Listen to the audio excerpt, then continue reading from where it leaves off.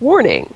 Ladies, the following show features graphic content. Accordingly, neither the creator nor the producers of this video will be held responsible for what happens to your lady parts. So, next question. Starlet. Oh, lovely Starlet. Go check her channel out. Starlet Games. I think you may have to check that. She's on the fan server. Teeny tiny Starlet. Trip over if you're not careful. If you could have an exotic animal as a pet, i.e. not any ordinary household pet, what would you pick and why? That would probably be some form of large cat. I do like serval or something like that. I'm obviously a cat person, and those bigger semi-wild cats. I mean, I wouldn't have a tiger or anything like that, but the domesticated but wild cats, fucking awesome. Just cats are amazing creatures. Oh, one of God's better designs, I think. Just designed to do a job, and they do it very well. Blah blah blah blah. Also for Starlets, she sent me a few, and they're all quite good. Well, most of them are anyway. You have to change your IGN, the in-game name. It can't be anything like the one you have now. What would it be and why? I don't know, but it would probably include the word Minecraft in it, or yeah, maybe my YouTube name would be Minecraft Let's Plays. Purely because these are things we didn't know back when you start. But if you look at Sky Does Minecraft, one of the main reasons he shows up so well is because of his name. If you type Minecraft into YouTube, you get an awful lot of his, and he's kind of, I mean, the way YouTube is very broken, and we'll go possibly onto that later. The bigger you are, the more you show up anyway. But if you type a word in any search engine, really, and I should probably, had I sat back and thought about doing this properly, which wasn't something that was on my mind when I created this, then I would have done that, because as I say, if your name, if the word you are searching is in the title, then the search algorithm is going to give that prominence, and he nailed that one. So that's probably what I would do. Oh, that's what I was going downstairs. I need some more signs. Talkie. I've done these in alphabetical order, and they're still all the same bloody thing. Another one of hers. We'll do them quickly. You're handed £1 million, but you can only put it towards one thing. What would you do with it, and why? House. Where? Don't know. That all depends on things, but yeah, house. Because, well, it just makes sense, really, doesn't it? It's investments, and they don't make more land, frankly, so shit is going to get rarer and rarer as we go. Plop that down there. Do you have any prominent, funny, special childhood memories? Again, still Starlet. I do distinctly remember in my parents' back garden, we had a pond. Now, I say a pond, which sounds like all fancy with ducks on it and reeds and stuff like that. What it actually was an old tin bathtub that had been, somebody dug a hole, put the bathtub in it, and then, made it pretty with some stones around it and stuff. But it was a bath in a hole, basically. But it had little bondy plants in it, and then newts, lots of newts, and I spelled clam wrong. Clown. I do remember those. Oh, they're endangered species now, so protected species, but back then I don't think they were. But those newts, I love newts, they're brilliant. And I do distinctly remember, now I moved from that house when I was 9, so these are early memories anyway, but I can't have been more than 6. I remember falling in it. Apparently I fell in it quite a few times, because I used to try and jump over it, and only having little legs, I didn't do it very well. And yeah, I do distinctly remember the brown murkiness and going under, and the in the ears, you know, all that. Distinctly, I still don't like going underwater that much, even now. I'll do it, but I don't like it. And that's probably derived from that. Could have drowned. Could have drowned. Dangerous shit.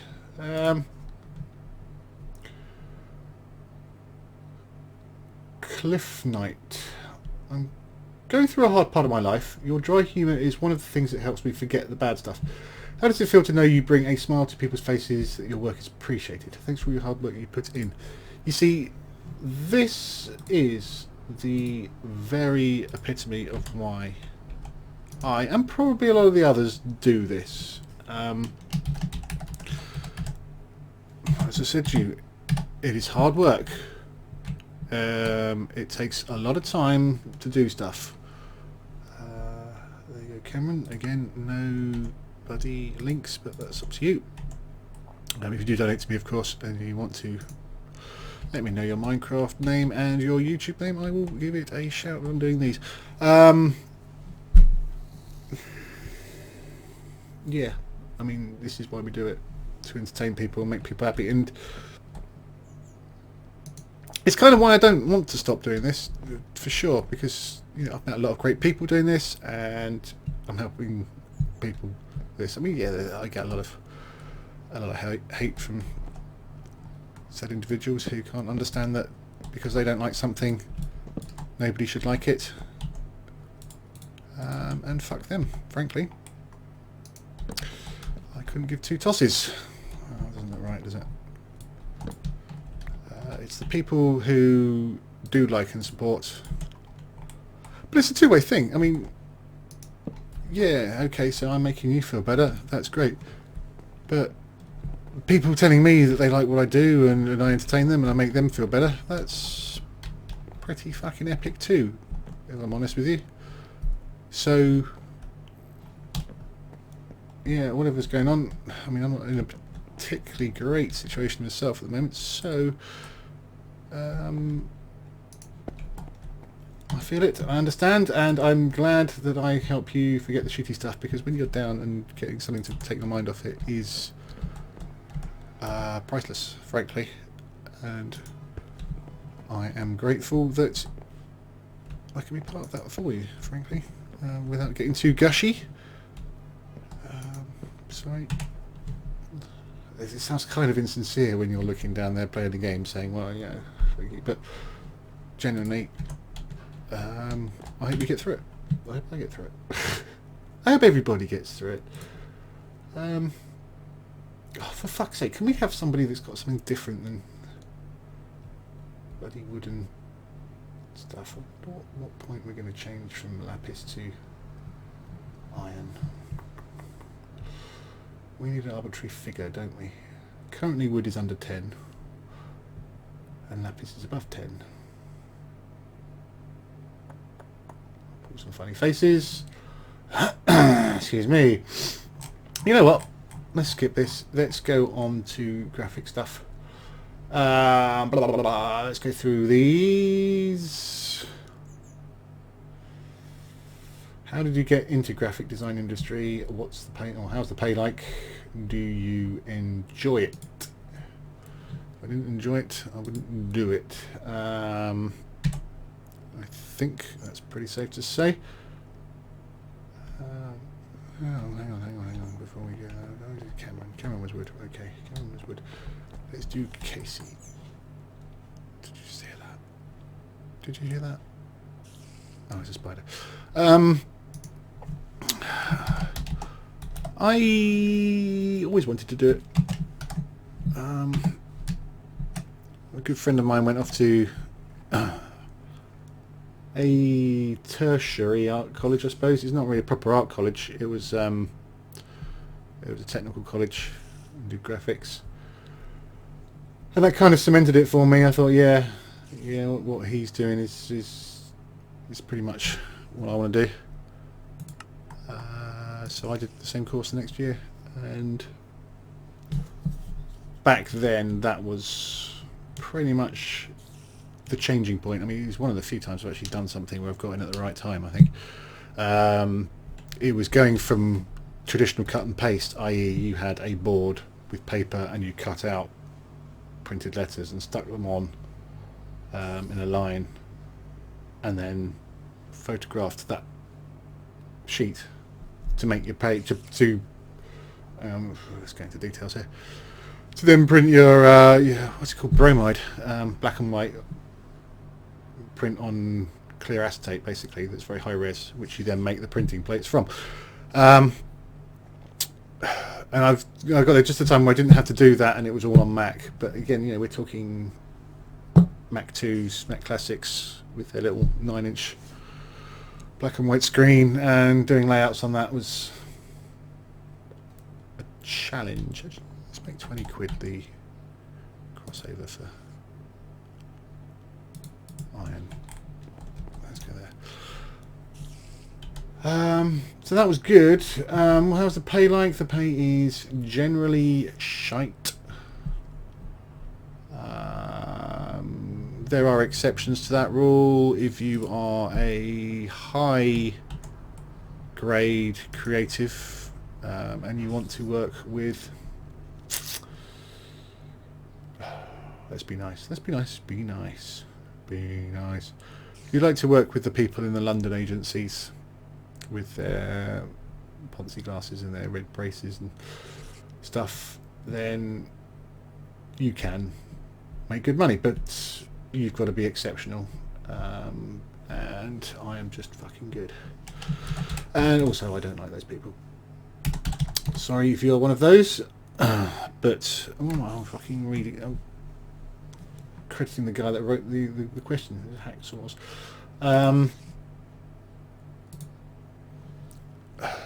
Yeah, it's funny how I talk to people and say, yeah, I don't like graphic designers. I think graphic designers come in two groups, basically. One are the cool, easygoing, fun guys, and one are the fucking... they're like hipsters almost. They're just so trying to be so fucking trendy it hurts, and it's so transparent. I don't like that shit. So the trouble with graphic design is, I don't know, at some point somebody sold it as a sexy job. So it's a big graphic designer, it's awesome, and then everybody wanted to be one, and I don't know where that came from or why, because 98% of the work is pretty mundane. You go to art college and stuff, and you're all about, I want to do album covers and things like this, but that doesn't happen to most people. Right, MC name is Growlers, and I'm sorry if that's not what you want to hear. YouTube beats me, but I'm not here to tell you what you want to hear. I'm here to tell you how it is, as it were. It's oversubscribed, and it makes getting work quite difficult sometimes, and it makes the pay, it keeps the pay down. I've the last job before I got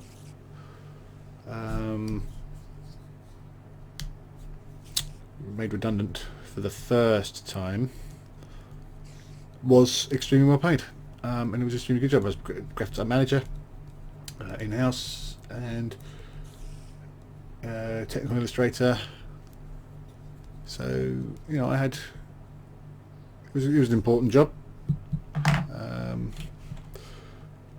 Clearly not important enough when they got rid of half the staff in the company, but that's another thing entirely.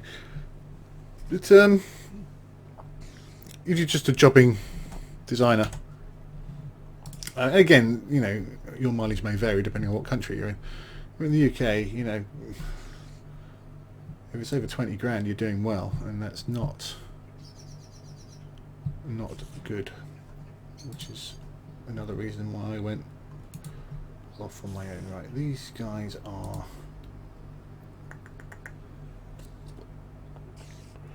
big guys, so we're going to leave them for now.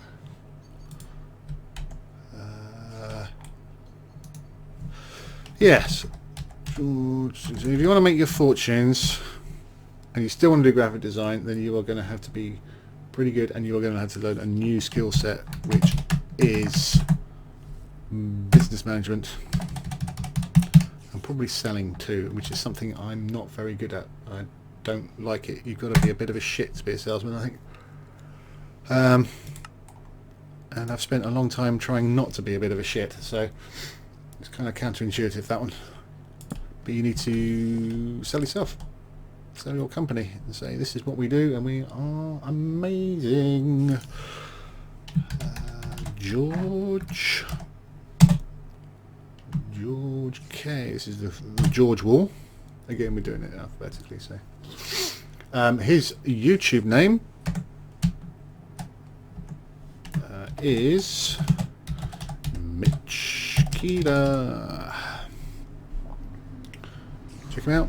Don't know if he's got anything. It's been a long time since I've been to a lot of these places, so could be pictures of his cat, could be pictures of his gran. You don't know. So yeah, let's keep going. Let's keep with the graphic design trend. What is the most interesting design job you have had? I'm assuming he means individual specific design job. And again, I don't want to be Captain Party Pooper here, but a lot of them aren't that exciting. I think when I worked for I worked for this small startup. What do you call it? Storage company, I suppose is the best way of describing it. They did NAS systems, network attached storage, big, super fast computers. He kind of, it was a friend of mine I worked with. He was literally an absolute genius, and he's pretty big in Silicon Valley now. He's got his head screwed on, and he redesigned basically the architecture for piping data from external hard drive to a machine. So I mean, you know, we're not talking about made a pretty box. He rewrote the fucking circuitry, the pipeline. Very, very clever man. And when I worked with him, and that was where I was design manager, and he looked after me, really, I think. I mean, I didn't get it because I knew him. I got it because I was good at what I did, but it helped that I knew him. I did quite a few good jobs in that, but I was in charge of pretty much the entire, well, I was in charge of the entire graphics output, which, you know, you might think, well, that's not a graphics company, what a graphics output? You got everything. I'm looking up there. I've got 2 big folders of user documentation for, you know, a very complicated machine, which, you know, I had to help write. We did the, you know, photo shoots for the unit to go on the covers. I did all the instructions. If you see any documentation you get which has got line drawings on how to, you know, I mean in this one it was how to take the PSU units out the back, how to change a hard drive, the hard swap drives, you know, various dismantling, putting that together, bolting together, rails to mount it in the racks, you name it. I had to draw all of those. That's what I used to do. I mean, before that I used to be medical technical illustrator, so that is primarily what I enjoy doing, and unfortunately there's not a massive need for that these days. It's pushing towards 3D, which I kind of missed now it's pretty easy to get 3D stuff because kids are being taught it at college, at school. Not in my day. So what my 3D knowledge is based on self-taught stuff. It's not bad, but obviously I'm not as quick as if I draw it by hand. But there are swings and roundabouts to that. But yes. So project managing photo shoots is probably one of the more fun jobs, especially if you do it externally and you get out and just have a laugh. But other than that, it's proper hardcore drawing. Do like doing that. Tronu. I think in the past, possibly on one of the podcasts, you mentioned you might like to do some tutorials in Photoshop, Illustrator, etc. Would you ever consider running a few of these, even just for fun? As a design student, it would be awesome to have insight into your experience as graphic design and all those skills you have. This is something that I would like to do, for sure. But there's even more work to doing one of those than there is into doing this. It's crazy. Crazy. It's you can prepare a lesson, as it were. You need to make it so that what's this guy's YouTube name, by the way? YT, just T, YT, Jack Huddle, sweet. Yeah, you have to prepare lessons and then you go through it, and maybe one day. I mean, I would like to do it. I've done teaching people stuff. The trouble is, you do it in an exposed area like that, and somebody's always going to come back. It's like, oh, they did this wrong. You should do it like this and this. And a lot of these systems, there are multiple ways of doing things. So I can foresee a lot of that straight ahead. But I've been out. I have been professionally paid to go to a graphic design studio in-house and teach their graphic designers how to use Illustrator, which, when you are unemployed looking for work, is a little on the frustrating side. I can do this job better than the person that you're employing, but I've got to teach the person you're employing. Mind blowing. Absolutely mind blowing. We should wrap this up fairly soon. I'm gonna do another episode at least of this, because it's quite fun, isn't it? Angry Angel. Let's start with the big one. To an industry outsider, I would imagine that print design jobs are on the decrease, and so competition for the jobs is by far higher. Discounting YouTube, have you considered other lines of work, or would you consider training for other lines of skilled work? It goes on, but let's deal with that first. It is and it isn't in decline. It's, I think, not as popular as it used to be, because there are obviously other methods of getting information across now, digitally. Print is not dead. Print is not dead. James, what are you doing to me? You know, still nobody. It's far from dead, in fact. If you go to conferences, expositions, that sort of thing, and you've got booths there, companies, they can't hand you out an iPad when you walk past. Okay, there's probably some way of digitally sending out a signal, but that's invasive and people don't want that. So traditionally, you give them bits of paper, and bits of paper work well. And there is a tangible quality to holding a booklet, a catalogue.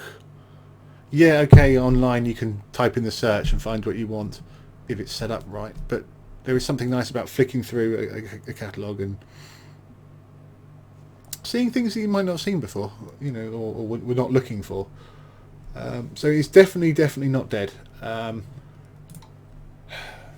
competition is there. I think it always has been, always will be. So I consider other lines of work? No, I don't.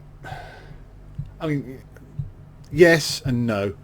Related lines of work. I say illustrator. I've looked to getting into doing more technical authoring, as you know, I can kind of couple that with the illustration to make a better thing. But I did go through a long period of getting funding to do a course when I was, shall we say, lacking in work. When the economy went spiraling down, that's when it hit. A lot of people didn't want marketing stuff in general. They seemed to think that selling things to people was a bad idea, and why would you give them supporting material to sell the stuff? So I still don't understand how that worked, but I got government funding to go and do stuff, and I found a course that would get me qualifications for technical authoring. And we faffed about for a long time before they finally came back to me and said, no, we just can't handle the amount of paperwork that the government is sending us to let you do this job. And that, sadly, was that. But generally, I've had looked at doing work that's related, like training, as we said. I'm not worried. It's not ever gonna go away. I mean, we can. Oh, you bastard! Let's do Whitey Sergeant Lone Star 91. That's his Whitey channel. Go see it. 1 to 20 is lupus. Yeah, you see, that's quite good, isn't it? We got at least 3 more floors there, and then down here we're going a long way. So let's finish off this question, finish off this level, and then we'll come back another day. Same guy still, Angry Angel. I suppose that natural secondary follow-up questions are: do you regret specialising in print, and what advice would you give for or against specialising in general? To give a bit of background, I'm also in a position where I get to peer at many industries, and many of them have lots of requests and demands for automation, which I can only see ending up in shrinkage of staff, resulting in only those exceptional people or those in the right place at the right time retaining their jobs. I can see the benefits of being a useful jack of all trades and a master of one in order to be one of those lucky people. I suspect your insight and experience may be of use to the viewers of all ages, and that is a very true statement in pretty much any job. I mean, I've got a mate who did fairly generic IT qualifications, happened to fall into a job with a specific database company, and he is very lucky and being paid an awful lot of money to do very little at the moment. Pure luck of the draw. It could quite easily have been, I mean, that company got bought out by Oracle, and they could have turned around and said, well, we're not going to support this software anymore, and he would have had a skill base that is essentially useless, and he would have gone back to doing nothing. Well, he would have gone back to very basic IT support. So he was very lucky, and a lot of the time that is the case. As I say, I don't think print's dying. I did specialise in print, specifically for a reason. A lot of people I knew that were into graphics did straight graphic design, HNDs or whatever. There wasn't really graphic design. I think there was 1 or 2 graphic design degrees available in the country when I did mine. So I'm just looking and trying to get a name. Jared D. So I did HNDs because, as I say, that wasn't the option. And I don't have a problem with that. Some people may go, HNDs, they're not degrees. That's a bit thick vocational, but they're not. And as I specialised in printing, it was quite more vocational anyway, because we ran printing machines, printing presses. And the reason I chose that is because, as I say, a lot of people I knew were doing graphic design, and they were doing straight graphic design. And that wasn't enough for me. I wanted to know how it worked. I need to know how things work. So I needed to know how the ink got on the page, why, and from that, I then, you know, that's fucking different size. No wonder it feels odd. From that, you know, I learnt how it works, and that was good. Yeah, it's partly my brain needing to know how these things work so that I can understand it better. But if you're doing graphic design, most of it is going to be print still. I mean, yeah, I mean there wasn't the web presence like there is now, but still most of it is going to be print based. And you know, we were laughing, literally laughing at the graphic design students who were designing stuff that was physically unprintable. You know, I do vividly remember my lecturer coming in once with a poster that the graphic design H&D students had made and said, look at this. And I'm going to try and make this simple for people who obviously don't quite understand how it works. Black is a colour.